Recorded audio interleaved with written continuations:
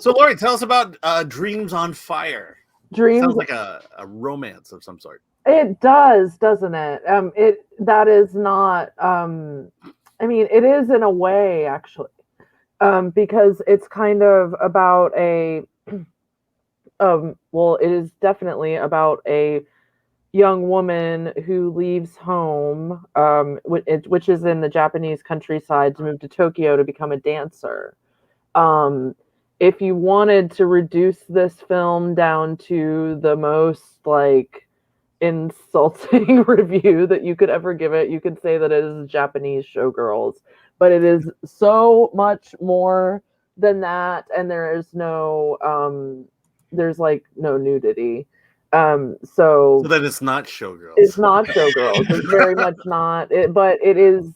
There is like a similar kind of arc in the storytelling where and there's a lot of similar films where someone goes to the big city and the big city just kind of like dumps all over them, and they're trying to make their dreams come true, and you see her getting closer and closer to the reality of becoming an actual dancer. And she starts out working in something called a hostess club, which I didn't know about, and I don't know if they have them here really, but in Japan, I guess there are these clubs where men go, and there are women that are dressed up in cute outfits, and they hang out with you at your table, and just that's it. You just drink with them.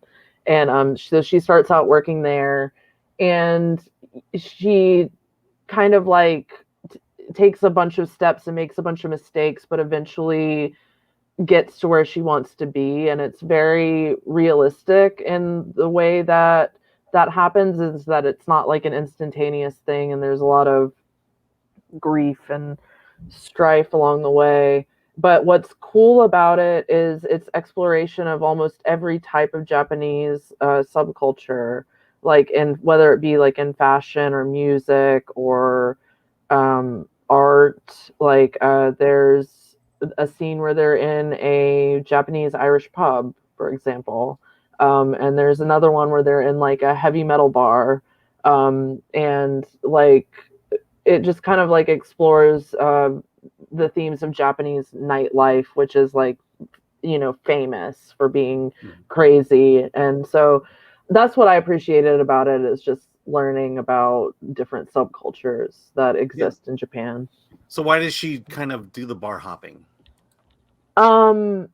Because I don't know why that. I guess she wanted to get a job, and the jobs that give you the most money are like the hostess clubs, and so the people that she works with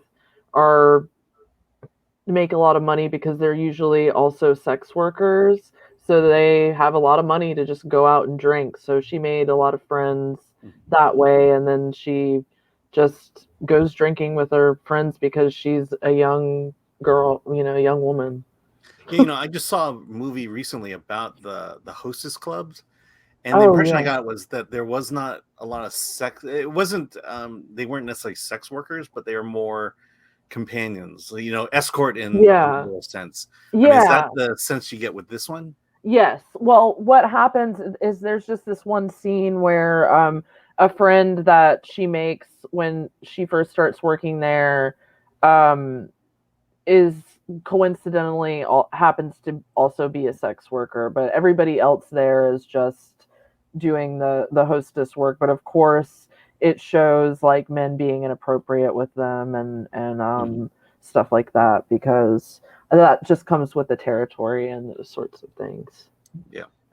So in your synopsis, you mentioned Japanese subcultures and how it sort of digs its heels into that.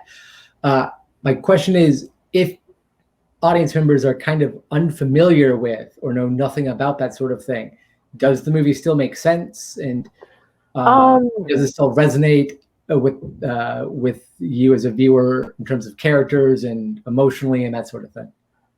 With characters and emotionally, yes, because there's a big there's a very classic character arc of someone, you know, trying to make their dreams come true. And I think that pretty much anybody can relate to that. And I think that the subculture part is just sort of the icing on the cake. And I think it's part of the, as you said, films at Fantasia have like a fantastic element. And I think that that is the fantastic element to this film. And that's what makes it special. Because otherwise, I think it would just be kind of like it would be like the Japanese Showgirls or like some ripoff of Save the Last Dance or something, but it's not that at all. And I was kind of going into it being like, please don't be that, and it wasn't, and I was so glad. And so yeah, I can't remember exactly what I gave it in my review, but I think it was an 8. But I liked it a lot.